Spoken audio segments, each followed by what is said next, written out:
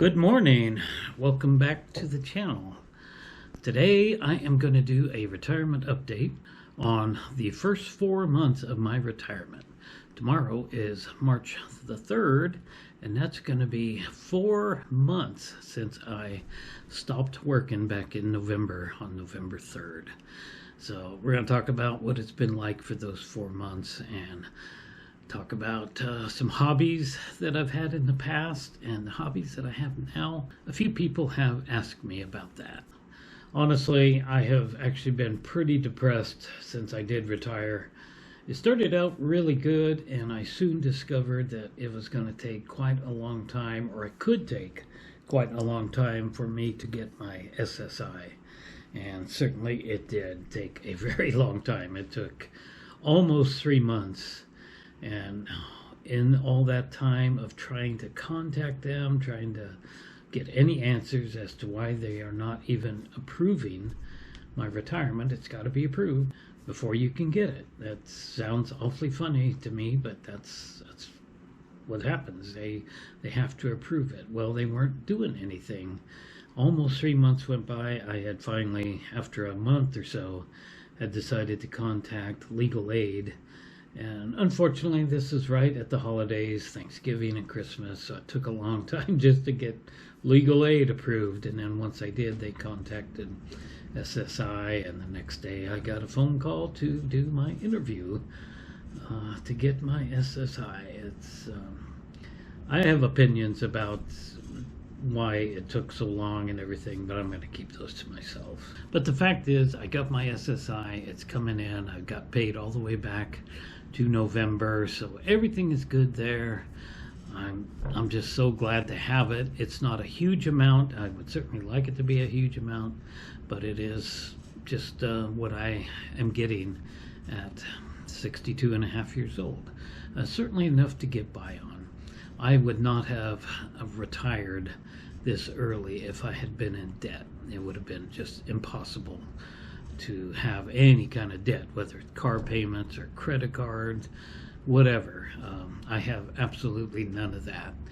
I have credit cards, I have good credit, but I just don't use them. In my opinion, credit cards are for emergency purposes. So everything should be going pretty good. I should be pretty happy. But I'm really not. I'm still down and depressed. I've been stuck home all this winter because of weather. It's snowing today. It's supposed to be snowing today. It's below freezing outside. It's been like that the whole time. It's just got me down. I guess I got kind of the winter doldrums going. So I'm still pretty depressed. I've gotten a little bit out of the house, but not anywhere near as to what I want to be doing. But that'll be coming up once spring gets here. So everything is really pretty good for me. I'm not really wanting for anything. I've got enough money to live on. I don't have a whole lot more than that. I wish I did, but I don't. I do have some savings. So I'm really, really very blessed. I'm very okay with the amount of money I'm getting and everything. I just cannot take on any debt whatsoever, so I have to be very careful. I'm almost afraid to get in my car and go drive it, for fear of something happening and end up having to go into debt for whatever reason. I'm sure that's not going to happen, so I just need to keep focusing ahead. So I do have good medical coverage. That I am taking home from SSI is actually below, just slightly below the poverty level, I guess it is, or low income level, let's put it that way. So I actually qualify for some extra benefits, so I take advantage of those. I don't have a problem with doing that. I've been tight this winter. We got a 9% increase in the electric bill here. I don't know if that's everywhere, but it certainly is here. And with as cold as it's been, I have been using the heat all the time. I keep it turned down to about 62 to 63 degrees. Sometimes I turn it up depending on how cold I am, but for the most part I keep it down. And that's why I'm wearing a big heavy jacket here in my house, trying to save on that power bill But as it is, with that 9% increase, and being that this place uses electricity for heat, we don't have natural gas in this area. The power bill is creeping really close to $300 a month. That's pretty huge. This summer, when I'm not using heat or air conditioning, it'll be down to around $50 a month. And then when I start using air conditioning, it will go up a little bit, but it won't go up anywhere near as much as heating goes. So that's a big issue right now. I can't wait to turn the heater off for good. So that's really the update on SSI. Everything's just going along as normal, and everything is good there. So now on to hobbies. I've had a lot of hobbies in my life. Currently, I really don't have any hobbies. Work took it out of me so much. I started working at the place of my last job. I started there in 2010, April of 2010. And my arthritis was really starting to flare up at that time. And that particular workplace is very, very difficult. It's really for the young. And I ended up working myself to death. And in the last 10 years or so, all I could do just to come home and basically just go to bed. I started abusing pain pills pretty seriously. I had a terrible addiction to ibuprofen and Tylenol 8-hour. I know those aren't really something that people are addicted to, but I was more mentally addicted to them. I was taking way, way more of that stuff on a daily basis than I ever should have. My doctor told me I was taking way too much. And then after a while, I started abusing narcotics on top of the ibuprofen and Tylenol. For the last 4 or 5 years, I had been taking opiates along with the narcotics, or along with the ibuprofen and Tylenol.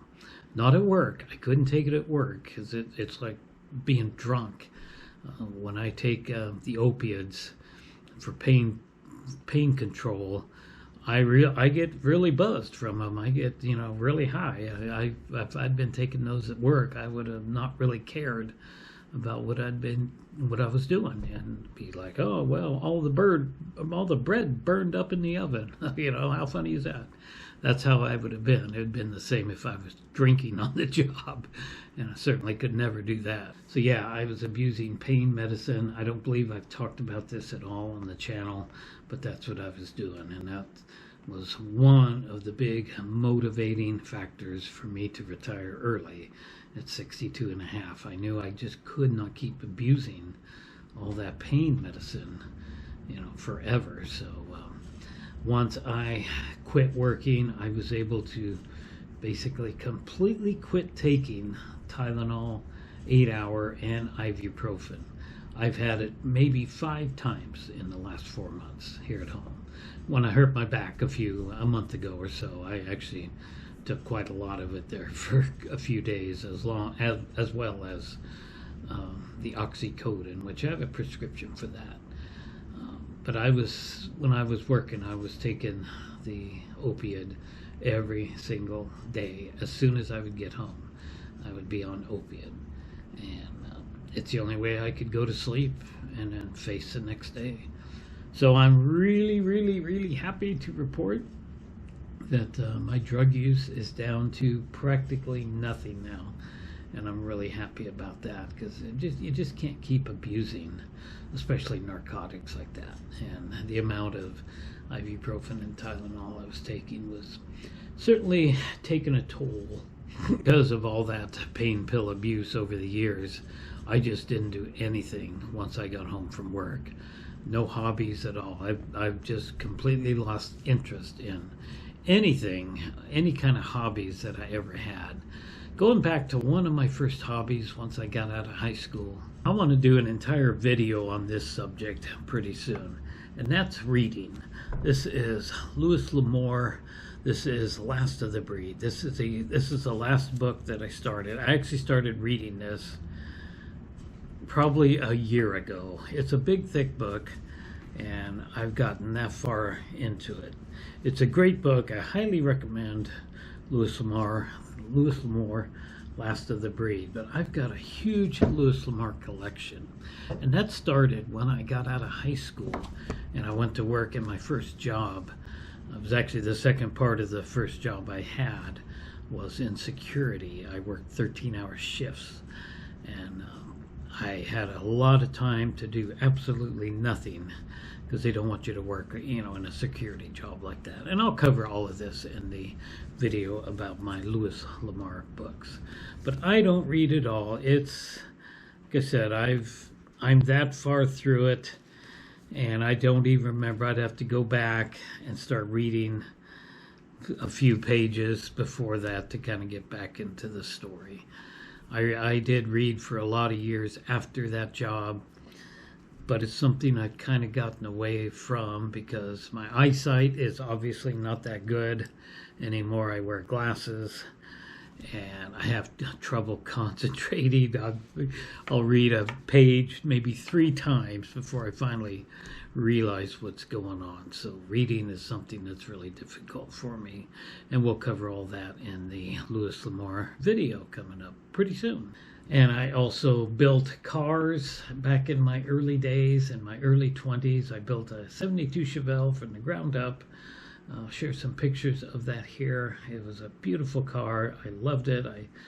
I had it completely restored, and it was a great car. I drove it around for a long time, and it's been gone since 1998. Do I work on cars anymore? No. I couldn't care less about working on a car. I bought the little Chevy S10 Tahoe, which you've seen, back in 2010. I got it at a really good price. I figured I would get back into automotive, like restoring that old beautiful thing. I haven't done a lick of work to it except whatever it needs to keep it driving down the road. So that's the reason I recently have sold that, because I know I'm just not going to do anything with it at all. I've had houses in the past in which I got to do yard work and gardening and everything like that. This house here that I live in, there's just a little bit of gardening space. And I was just thinking this morning, it would be nice this spring to go out there and till that ground up and plant some tomatoes or something. I don't know if I'm going to do it because I really don't care about that, doing that kind of stuff anymore. There's a lot of things like that I'm just not interested in. But the main thing that I am very interested in and have been for a lot of years now, computers. I have numerous laptop computers. I have a wonderful gaming laptop. I've got Microsoft Flight Simulator 2020 on there. I have a Microsoft Flight Simulator channel. Perhaps some of you have seen it. I haven't done anything with it for quite a long while now. Learned to fly airplanes and all that stuff. I love film editing. I love to take, and just play director, producer, writer, editor, all that stuff. I love to do filmmaking. I have made so many YouTube films like this I got one camera here, I got one camera there. I love to edit these things so that both cameras, it looks, it's just like in the TV movies and TV and all that stuff. I just love that kind of stuff, and I enjoy it very much. I love film editing, but unfortunately, anything on the computer, which I've got a virtual world that I've built a lot of stuff on, that I enjoy very much, but I haven't done a lick of thing to it for a lot of years. I don't know. I just lost interest in it. But all my enjoyment and my hobbies now are online. And unfortunately, that means I am sitting here in this big chair and sitting at the desk, and I'm not exercising, I'm not out and about and doing things. So I need to come up with a plan where I can have my computer time sitting here at the desk time, but I also need to be outside, and I need to be walking or hiking or just out of the house and just doing things. And that's, I guess, is what's got me pretty depressed, is that I'm just sitting here gaining weight when I should be out there, having fun, doing things, maybe even volunteering somewhere. Not be out of the question. I certainly need to keep much more busier, get out of the house occasionally and do some things. So that's what's been going on in the first 4 months of my retirement. It's been a little sad, a little bit depressing, and I blame that totally on the weather.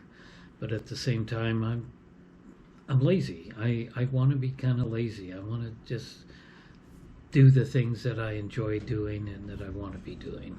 But I know I need to be getting out there and taking care of myself and not just sitting here like a bump on a log, like my dad would say. And I need to be out there getting some exercise and trying to act like I'm still working, but I'm retired, if you know what I mean. So that's going to be it for now. We'll come back with another one of these updates pretty soon and talk about what is going on in my life of retirement at 62 and a half. I'll be 63 in April. That's coming up really quick. So anyway, that's it for now. Thanks for watching.